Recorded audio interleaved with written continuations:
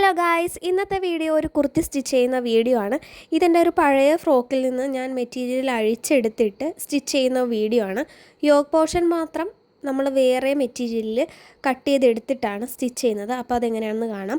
ആദ്യം ഞാൻ തുണിയൊന്ന് 4 മടക്കി ഇതുപോലെ ഇട്ട് കൊടുക്കുവാണ്, ഫ്രണ്ടും ബാക്കും ഒരുപോലെ കട്ട് ചെയ്തെടുക്കാൻ. ഇനി നമ്മൾ നോക്കേണ്ടത് അതിൻ്റെ വണ്ണമാണ്. അപ്പോൾ നമ്മുടെ ടോട്ടൽ വണ്ണത്തിൻ്റെ 4/1 ഇവിടെ വേണ്ടത്. എനിക്കൊരു 9 മതി, പക്ഷേ ഞാൻ 10 ഇട്ടിട്ടുണ്ട്. കാരണം എനിക്ക് കുറച്ച് ലൂസായിട്ട് കിടക്കുന്നതാണ് ഇഷ്ടം, അതുകൊണ്ട് ഞാൻ 10 ഇട്ടിരിക്കുന്നത്. എന്നിട്ട് നമ്മൾ മുകളിലൊരു സ്ട്രെയിറ്റ് ലൈൻ ഇതുപോലെ വരച്ചു കൊടുക്കുക. ആ ലൈനിൽ നിന്ന് താഴത്തേക്ക് മെഷർമെൻറ്റ് എടുക്കാനാണ് ഇങ്ങനെ വരച്ചു കൊടുക്കുന്നത്. ഇനി ഷോൾഡർ മാർക്ക് ചെയ്ത് കൊടുക്കേണ്ടത് ഇങ്ങനെയാണ്. 6 മാർക്ക് ചെയ്ത് കൊടുക്കുന്നത്, അതൊന്ന് മാർക്ക് ചെയ്ത് കൊടുക്കുക. എന്നിട്ട് നമുക്ക് കഴുത്തകലം മാർക്ക് ചെയ്യണം. അപ്പോൾ ഞാൻ ഏകദേശം ബോഡ് നെക്ക് പോലത്തെ ഒരു നെക്കാണ് വെക്കുന്നത്, അതുകൊണ്ട് 3.5 മാർക്ക് ചെയ്ത് കൊടുക്കുന്നത്. ഇനി നമുക്ക് നെക്ക് ഡെപ്ത്ത് എന്തോരം ഇറക്കം വേണമെന്ന് മാർക്ക് ചെയ്ത് കൊടുക്കണം. അപ്പോൾ ഞാൻ 2.5 മാർക്ക് ചെയ്ത് കൊടുത്തത്. എന്നിട്ട് നമുക്ക് വേണ്ട ആ ഒരു ഷേപ്പ് ഒന്ന് വരച്ചു കൊടുക്കുക. ഇനി നമുക്ക് മാർക്ക് ചെയ്യേണ്ടത് ആം ഹോളാണ്. ആം ഹോള് ഞാൻ എടുക്കുന്നത് 6 ഇഞ്ചാണ്. അപ്പോൾ നേരത്തെ നമ്മൾ ഷോൾഡർ മാർക്ക് ചെയ്ത ആ പോയിന്റിൽ നിന്ന് താഴത്തേക്ക് 6 ഇഞ്ച് ഇതുപോലെ ഒന്ന് മാർക്ക് ചെയ്ത് കൊടുക്കുക. എന്നിട്ട് ഒരു ലൈൻ വരച്ചു കൊടുക്കുക. സൈഡിലേക്കും ആ പോയിന്റിൽ നിന്ന് ഒരു ലൈൻ വരച്ചു കൊടുക്കുക. അപ്പോൾ ഒരു കോർണർ കിട്ടുമല്ലോ, അവിടെയാണ് നമ്മൾ ആം ഹോൾ കർവ് മാർക്ക് ചെയ്ത് കൊടുക്കേണ്ടത്. ഫ്രണ്ട് ആം ഹോൾ കുറച്ച് കയറ്റിയും ബാക്ക് ആം ഹോൾ കുറച്ച് ഇറക്കിയുമാണ് വരക്കാറ്. അപ്പോൾ ഞാൻ വരച്ചിട്ട് കാണിക്കുമ്പോൾ നിങ്ങൾക്ക് എങ്ങനെയാണെന്ന് മനസ്സിലാവും. ഇനി യോക്ക് പോർഷന് ലെങ്ത് എന്തോരം വേണമെന്നാണ് നോക്കേണ്ടത്. ഞാനിവിടെ 15 കൊടുക്കുന്നത്. ആക്ച്വലി 15 വേണ്ടായിരുന്നു, പിന്നെ ഞാൻ ലെങ്ത്ത് കുറച്ചതാണ്. ഒരു 14.5 ഇട്ടാൽ മതി. 15 എടുത്തിട്ട് ഇതുപോലെ ഒന്ന് ലൈൻ വരച്ചു കൊടുക്കുക.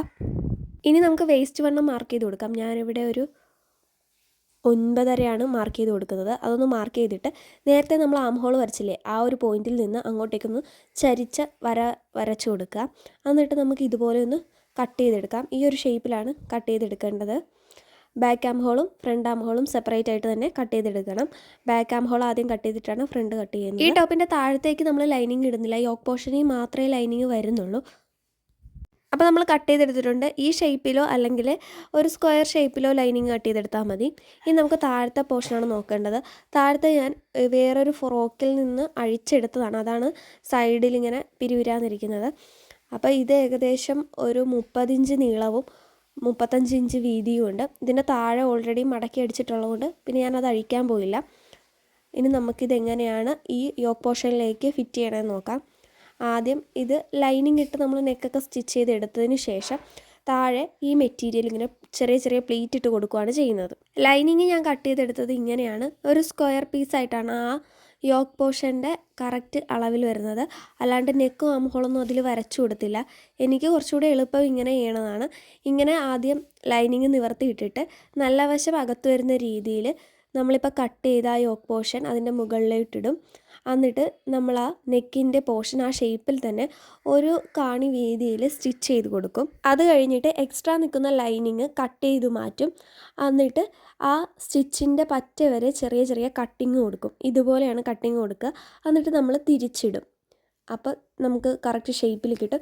നമുക്ക് വേണമെങ്കിൽ നല്ല മെറ്റീരിയലിൽ പതിച്ചടിക്കാം, അല്ലെങ്കിൽ ലൈനിങ് മെറ്റീരിയലിൽ പതിച്ചടിക്കാം. ഞാനിവിടെ ഒന്ന് ലൈനിങ് മെറ്റീരിയലിൽ പതിച്ചടിച്ച് നോക്കുവാണ്. അപ്പോൾ എനിക്ക് ഇഷ്ടപ്പെട്ടു.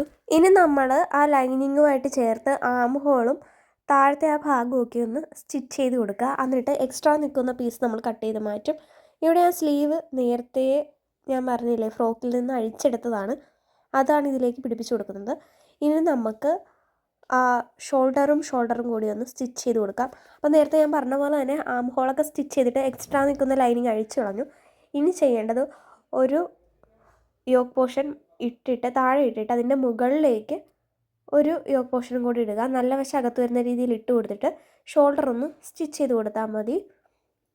അപ്പോൾ ഞാൻ സ്റ്റിച്ച് ചെയ്തെടുത്തിട്ടുണ്ട്. ഇനി നമുക്കിതിലേക്ക് സ്ലീവാണ് വെക്കേണ്ടത്.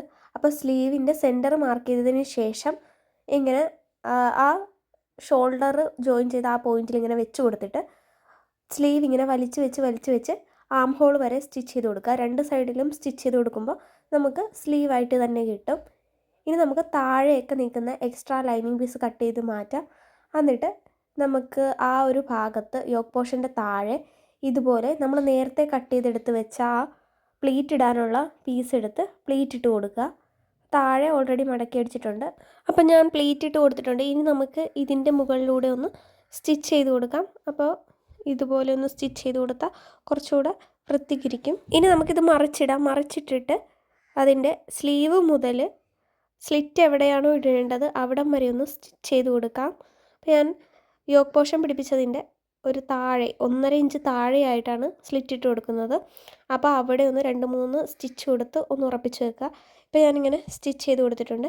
ഇനി ഞാൻ സ്ലിറ്റ് ഇടുന്നത് താഴെ നിന്നാണ് സ്ലിറ്റ് ഇട്ട് തുടങ്ങുന്നത്. താഴത്തെ ഭാഗം ഇതുപോലെ ഒന്ന് മടക്കി കൊടുക്കുക. ഏറ്റവും അടിയിലത്തെ ഭാഗം നമ്മൾ ഓൾറെഡി സ്റ്റിച്ച് ചെയ്തിട്ടുണ്ട്.